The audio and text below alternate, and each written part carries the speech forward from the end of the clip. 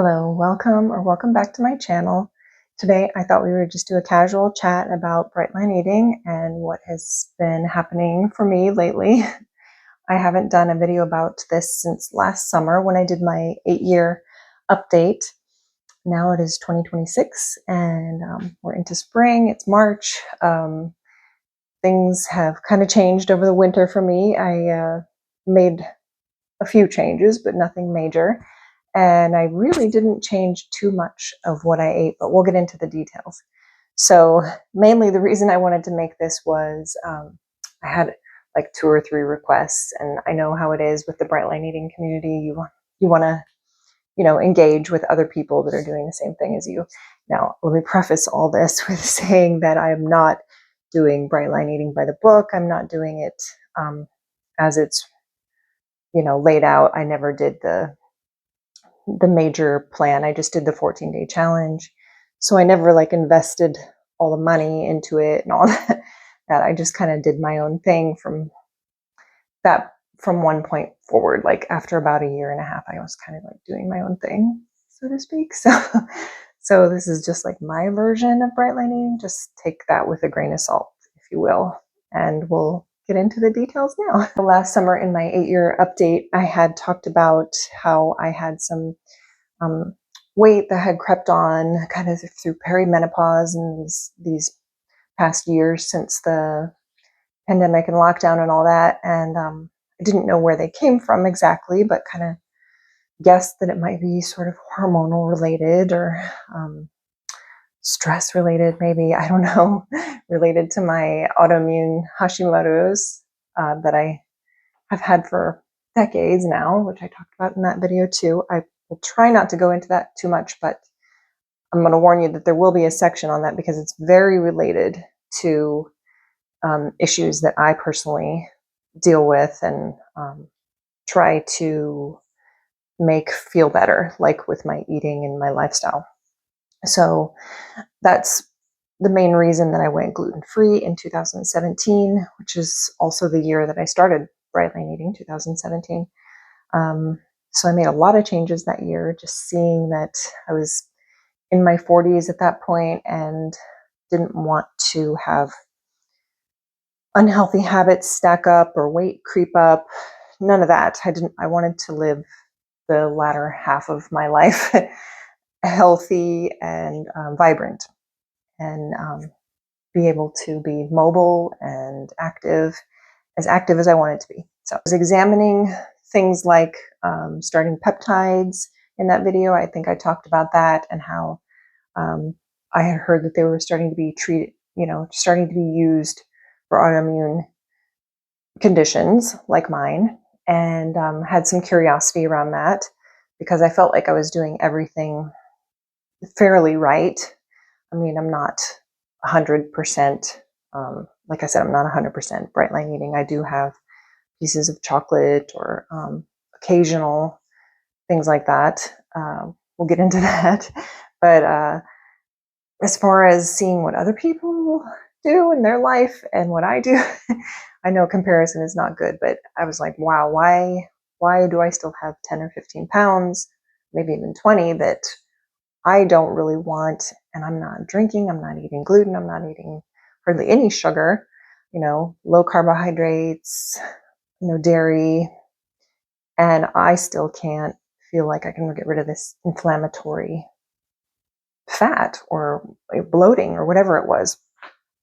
So I've been seeing a medical professional in town that does specialize in peptides and perimenopause and menopause treatment, hormone treatments. She's been really good. What I'm trying to say is it's been really good because I was seeing another person and they were kind of astronomically priced. I mean, even though I was getting treatment, it was just really, I felt like I was being robbed, just because I wanted hormone treatment and I'm a woman. I felt like they were charging so much. So I found another professional that charges less, and it's been good. It's more of a bare bones treatment, I would say. I kind of have to go in there prepared and know what I want as far as blood tests and treatments, and then she will, verify that it's proper and good for me through the, analyzing my blood tests and all that.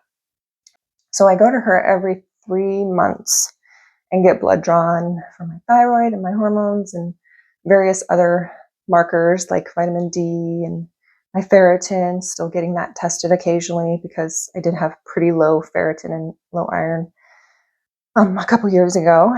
And I think some of that was post, the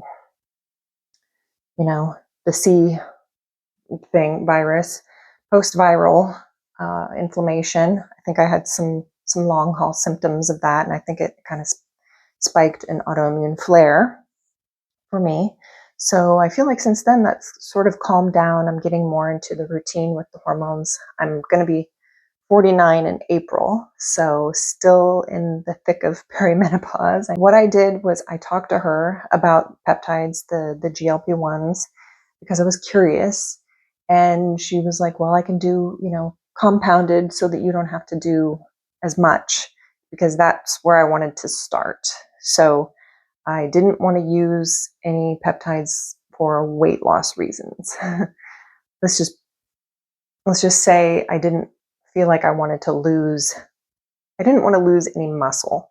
What I wanted to do was bring my fat percentage down, because I get my body analysis done occasionally, and my fat percentage is just too high, I feel like, for what I do, working out and my diet and my lifestyle. I walk 10,000 steps a day at least, and, I lift weights 3 times a week. I eat super clean, as you know, and I was like, why?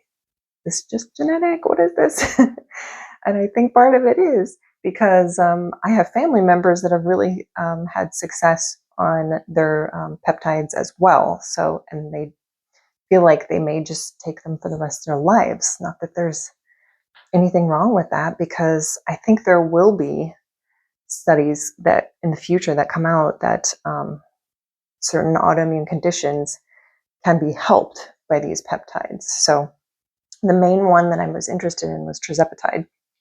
So she got me a supply of that and syringes. It was kind of freaky. I was kind of freaked out. So what I did personally is I started super, super small. Like, I'm talking a fifth of the starting dose.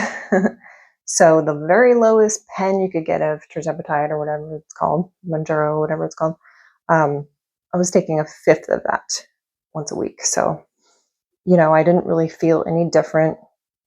I know that it can kind of play with your blood sugar, so I wanted to really introduce it at a low dose, because I've always been sort of tending towards hypoglycemia, stuff like that, weird blood sugar balances. Not that that shows up on testing, on blood tests, but I haven't really had any of the professional, like, diabetic tests, but I'm not in the range where it's a threat right now. I just feel weird. Like, if I don't eat for a long time, then I feel very hypoglycemic and crabby, and I've always been like that my whole life. So we did that. I was self-administering, as I said, with syringes. Started that like way at the end of August of last year. And I didn't really see any difference, which was fine with me. I didn't want to see a difference. I didn't want to lose weight quickly, for sure, because I didn't want any of those bad side effects. I didn't want to lose any muscle. From my body, I only wanted to lose fat. So I felt like slow and steady was a way to go, way to start, and I eased into it. And by my second appointment, I think I was maybe up to doing, I don't think I was even at half the starting dose. I think I had labs done then. Everything looked pretty normal. We didn't do my antibodies from my Hashimoto's, that test. But now, another 3 months later, in February, I had more blood drawn, and she did test my antibodies. She did more of a large, more comprehensive testing.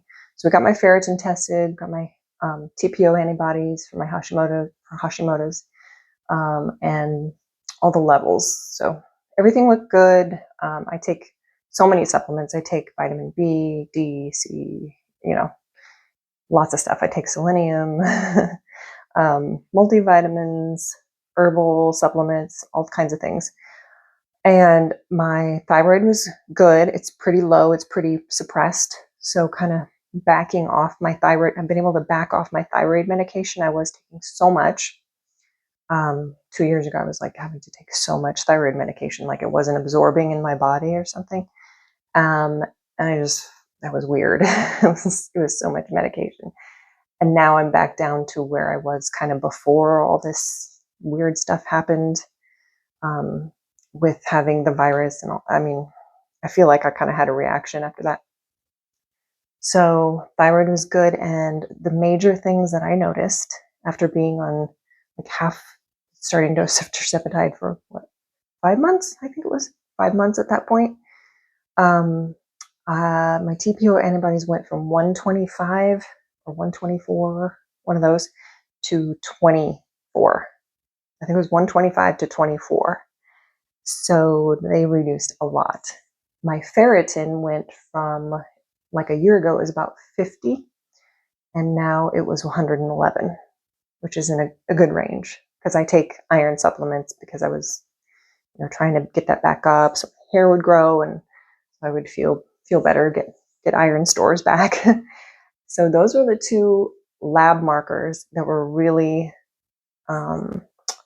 evidence that something maybe good was changing. And she confirmed. She said yes, inflammatory markers do usually go down with some tirzepatide. So also weight. As far as my weight, well, I had started to notice that my pants were fitting a little bit looser, which was a blessed thing, trust me, because I had to buy all new, clothes, especially pants, in the last 3 years, 2 to 3 years, a size bigger than what I was. And now I feel like I'm almost back to the size I was before that. Not my skinniest size for sure, but that's okay. Like I said, slow and steady is better. I didn't get my body comp analysis done at that appointment, but I think I'm going to get it done when I go back in May or April. So I'm going to do a analysis of the body fat and the muscle. Looking forward to seeing if that has reduced, because that's the one thing I'm very curious about. And that's the one thing I would like my body fat to go down while retaining muscle. So I've been, eating the same way, working out the same way. The only thing I've changed, well, let me go back to the weight and everything. So I think I've lost maybe like 9 pounds. And like I said, I don't know if it's all fat or muscle yet. I don't know. So I'll get the analysis done, but I feel pretty good. I mean, my thighs aren't completely toned up, but I could start to feel more muscle. And the fact that my pants were loose, my pants are loose now. The size that I had to buy was loose. It's kind of like good that I saved all these old clothes. I didn't save all of them, but I was like trying to sell them. And now I'm like, oh, maybe I should, take those off Poshmark because then maybe I can use them. They used to be too small. So, just being able to fit into some clothes better. And yeah, feeling lighter. I really feel a lot less inflamed. I feel my joints aren't as stiff. I'm not as stiff and like glued up. I used to feel very immobile, like glued up. And I can't explain it. It's a very strange feeling. But if I wasn't, keeping on top of stretching and being active and walking and keeping my blood circulation going, I would feel very lethargic and icky. But now going up steps doesn't hurt. Going up and down steps doesn't hurt. I don't have aches, in my Achilles tendons or feet like I would sometimes get, or knees. Yeah, my shoulder pain went away. I was having a little bit of shoulder pain, which can be related to perimenopause too. And that went away over time. It was mainly just my left shoulder. And I just feel much more smooth and like my body's gliding like the way it should. It's almost like, oh, this is kind of what normality feels like, as opposed to feeling really achy and not good. So I think that's the autoimmune disease. So yeah, I think it really helps for that. And like I said, I have family members who have the same thing, and they are also doing low doses of tirzepatide, like less than the starting dose, and it's helping them too with the same issues. And yeah, I don't have any desire to be super skinny or bony like the people that you saw at the Oscars. I would love to have my muscles showing more. I would love to be leaner, of course, but I just feel like it has helped me drop some of the inflammatory weight that my body was not letting go of. So I really feel like my blood sugar is more stable. As far as affecting my hunger, it hasn't really affected my hunger. There hasn't been really a time that I haven't been able to eat or anything like that because it's such a low dose. So I don't feel any different. When we did go to Colorado, and in the altitude, I felt like a little bit different. I do 90% believe that that was just the altitude because we were up at like 10,000 feet where we were staying. And I had a little bit of acid reflux then too, but I haven't had any of those type of symptoms. I really can't think of a time when I've been like, ooh, I just can't eat this. I just eat my regular breakfast, my regular lunch. Most of the time I have a snack. I have like a beef stick, like a grass-fed beef stick, or I do eat these protein bars. I think they're called IQ bars. Sometimes I'll eat that like around 4. And then I eat a normal dinner, which for me is just 4 ounces of meat, maybe a little pile of rice, like a little pile of rice or potatoes. It's gluten free. And then I'll have, fill up my plate with vegetables. I don't even really weigh it at this point. I did kind of stop eating a lot of salad because I felt like it was kind of hard to digest raw vegetables. So eating more cooked vegetables these days. But I just fill up my plate with vegetables until I'm trying to do like the Japanese thing, like eat till you're 80% full. Use common sense. And I still have maybe a chocolate covered almond or a couple pieces of chocolate or these quinoa crisps, maybe a few of those that I buy at Costco. I still have a little bit of chocolate because I love chocolate. And then I have my peppermint tea after dinner. Really, not much has changed. I did change my breakfast.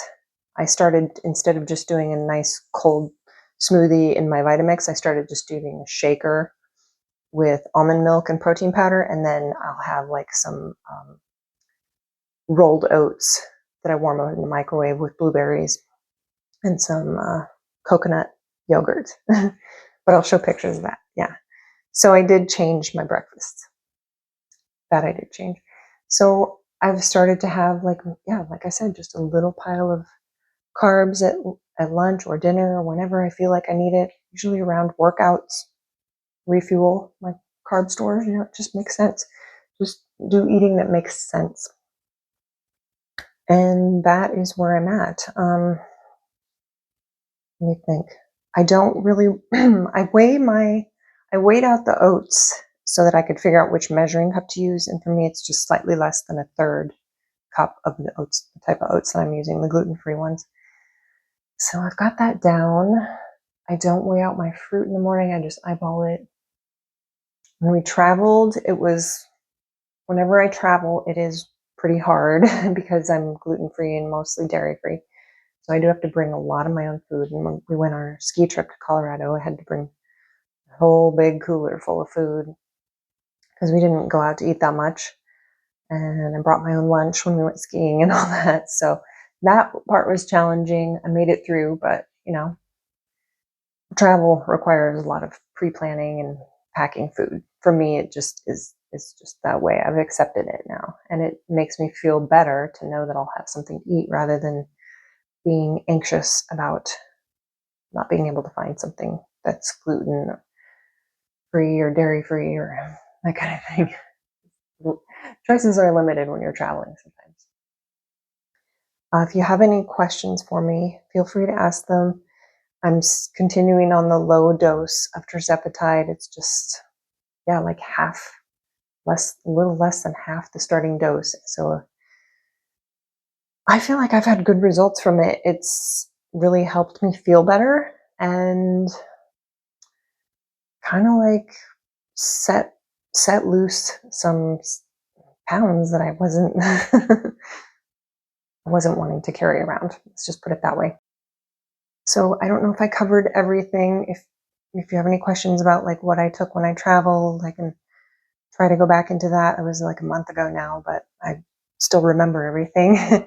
And like I said, it wasn't easy, but once you do it a few times, you kind of learn what works best when you travel and what's easier to prepare and what's easier to keep in containers. I hope that helps, and yeah, stick to your bright line eating journey if it's working for you, and make it work for you however you feel is appropriate for yourself. That's what I say. Sometimes, I mean, the program itself is a really good base to work from. So start there, I would say, because you have to kind of instill habits and make those, I don't know the brain science, but make those neural pathways, make those new neural pathways and let the old ones die off, the bad habits die off. So that 1 to 2 years that I did that pretty strictly, I think really helped with my addictions and stuff like that. So now I don't feel as addicted to sugar. I definitely don't feel addicted to alcohol. I don't have that. And some of my other addictions, like spending money shopping and stuff like that, those are sort of struggles that I'll just continue to have throughout my life. I'm just a spender. But I do feel like bright line eating helps with that too. It helps with, creating your discipline muscle and just being happier overall, so that you don't have to fill yourself up with artificial things that only last very temporarily. So I wish for you good health and happiness and peace. Leave me a comment down below and let's talk more about this. And I'll try to do more videos and show more of what I eat if that's helpful. But anyway, just wanted to update you on that big life change, because I know I think it's good to be transparent about what I'm doing. And the reason I'm doing it is mostly for treating autoimmune stuff and feeling like I was kind of in a weird place with perimenopause and autoimmune issues. So it has helped. Okay, well, take care, and I will see you next time. Bye.